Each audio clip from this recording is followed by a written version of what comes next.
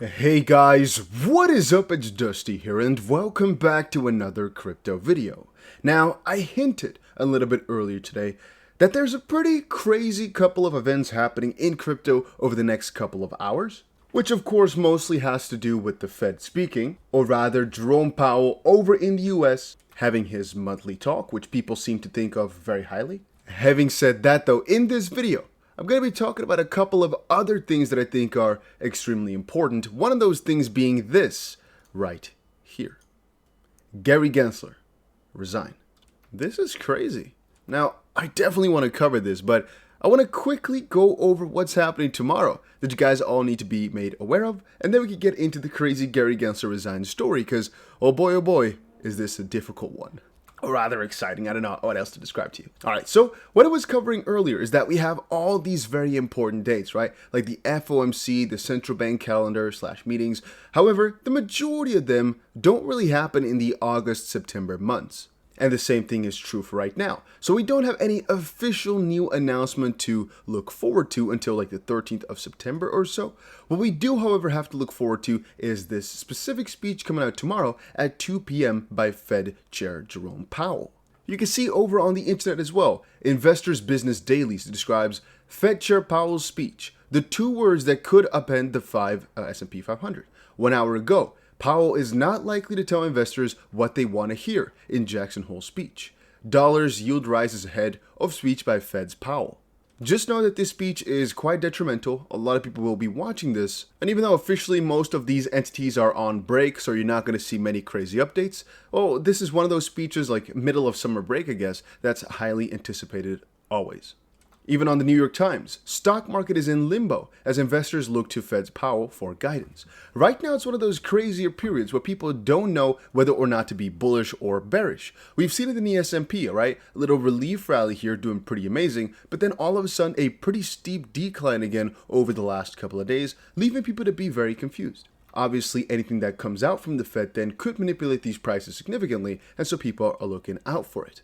For crypto specifically though, there's a couple other things to say, and that mostly revolves around the Mt. Gox release. Obviously, it was pretty far away all this time, but now we have about 5 more days for all the Mt. Gox monies to be released upon the market. And all of you that do not know, there was an exchange back in 2014 and before. It was called Mt. Gox. They basically lost 700 to 850,000 Bitcoin, of which only a small portion has been found back. They're going to give a part of that, potentially now and over time, depends kind of on what the agreement has been per person, I believe, back to the investors basically that lost their money a good while ago. And the reason we're so bearish is because they can choose whether or not to get it in Bitcoin or in dollars, where those Bitcoins that they found back are going to be sold to the market. And you got to understand, they lost their Bitcoin when the price was just about $500 or so.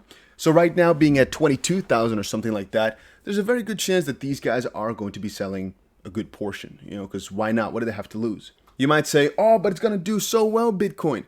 Yeah, but it's in the same sense as you buying Bitcoin right now, for example, and then getting a 40x. So Bitcoin, for example, going to $800,000.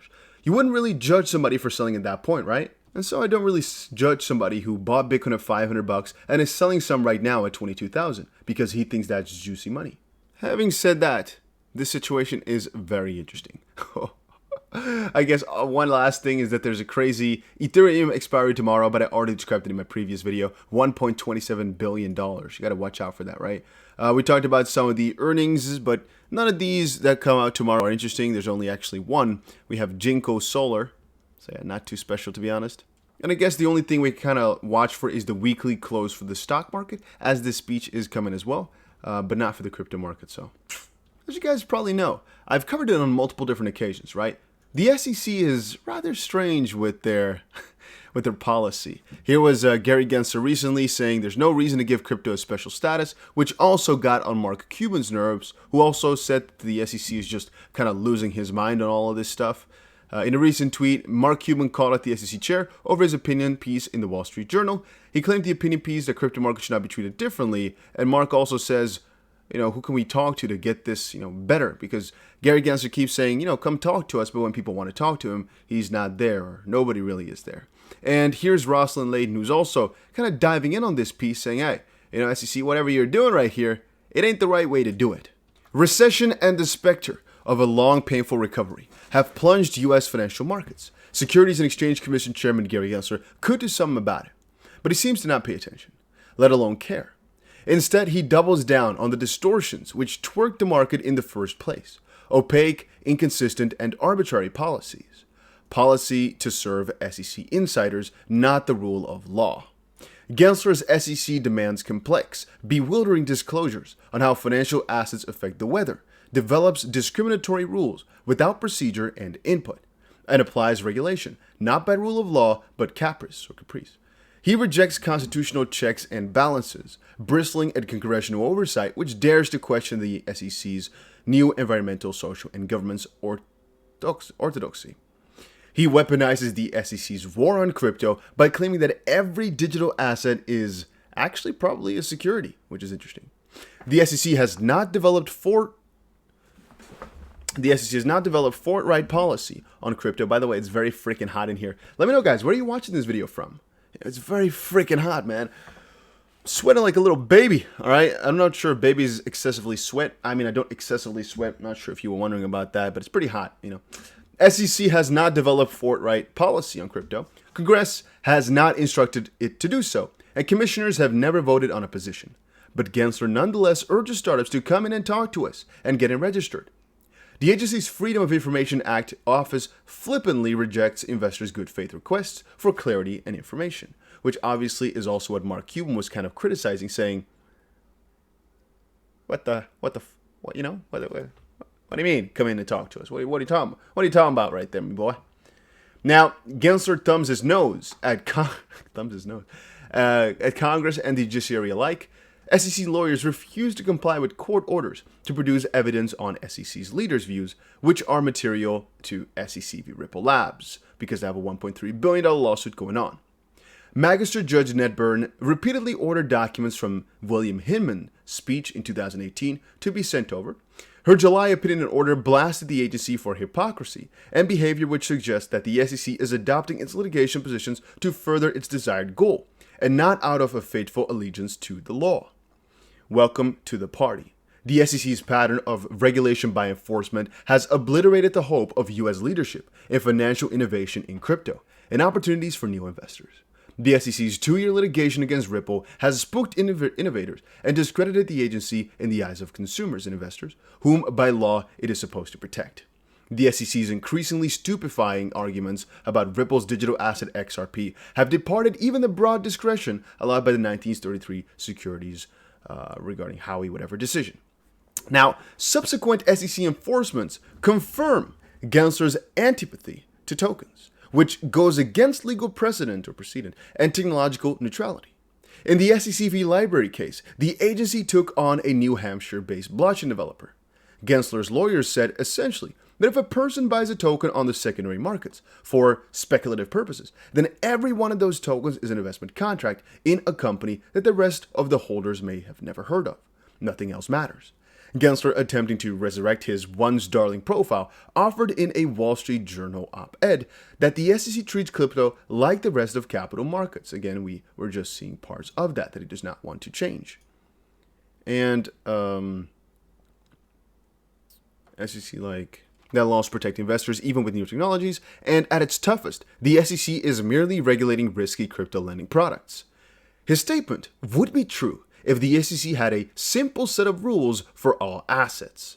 It does not. For the SEC to regulate crypto lawfully, Congress must instruct the SEC to do so, and the SEC would then conduct a due process inquiry, rulemaking, and finally commission vote. Gensler's piece was apparent face-saving from a blistering takedown of his cryptocurrency confusion by law professor J.W. Verrett earlier in the same medium. And now, the new Howey test. Gensler did further subterfuge at the 2021 Aspen Security Forum by falsely claiming that Howey is a 3-part test, when it is, in fact, 4 parts. This rewrite of history conveniently eliminates Howey's critical 4th prong of investment contract, which, if included, contradicts the SEC's invented legal theory in Ripple and Library. The SEC under the Gensler disrespects Congress and the courts and imperils investors and innovators. Gensler is leading himself and the SEC into ruin. He should resign now to avoid further damage. Or, as I described before, we need some guidance on why in the world he's doing what he's doing. You know, I'm not saying you should go full whistleblower mode and just, come out and explain that he's been pulled on by all different, puppet masters, for example, to say this and say that. Even earlier, we described, okay, we know for a fact that BlackRock is coming into the markets, and the fact that the space is not doing, exceedingly well right now is rather strange, when you know that there's a crazy amount of institutional demand, and you know that Bitcoin, generally speaking, crypto as a whole, is going to be seeing upside. So the only one thing that we can think of that's really keeping crypto down, and there's no question about it, is indeed the regulation part in the US. So it's really partially Gary Gensler. You might, however, say that either they're deliberately keeping it down, or it's a sort of the US wants to keep the power over crypto, so they're just saying, let's not go for it yet. I don't understand what Gary Gensler is thinking, because he knows crypto so well. Why is he going about it this way? It's just so hard to realize. It's just so hard to fathom why he thinks that this is the best way to go about it. It's so strange. Then again, that's Gensler, because that's the way in which he's been acting for the last couple of months. He's been around for a little while. We thought Jay Clayton was a bad guy, and then Gary Gensler was going to fix all the troubles. Turns out that couldn't have been further from the truth, basically. But indeed, if you're asking me, should he resign? I can't say that, because I'm not sure the next person will be even better. But I think a couple of things need to be made clear. Like, for example, why are they saying, come over and talk to us about crypto? But then the exact same day they're saying, you know what? Don't come up to us. We'll tell you what is right and what's wrong, but we won't.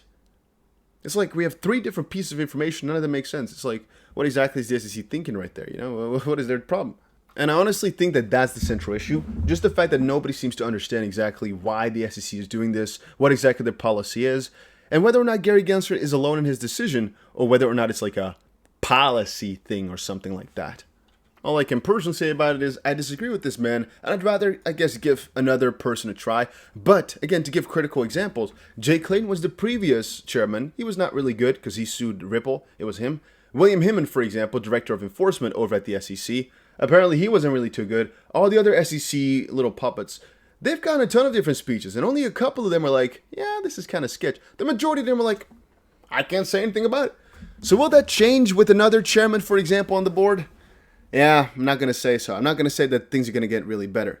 I'm not sure if he should even resign for that, because he at least knows crypto. Another person might even be worse.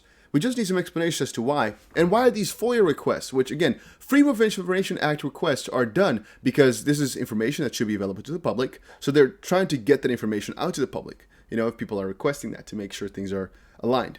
Yet the SEC is trying their best to always knock those down, which is so strange. Why would they be so secretive about this? Is it because they have some other agenda, like she said? Is it all personal interest? Is there some insider thing that we don't know of?